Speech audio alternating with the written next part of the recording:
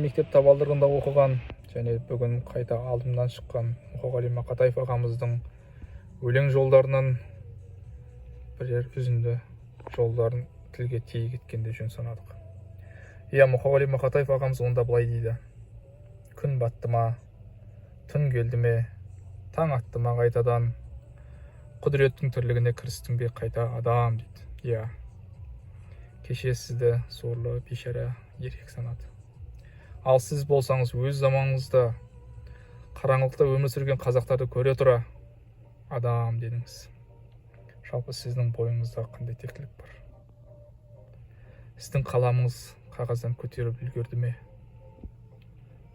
Жоқ әлде сіздің біз білмейтін өлең жолдарыңыз әлі бар ма?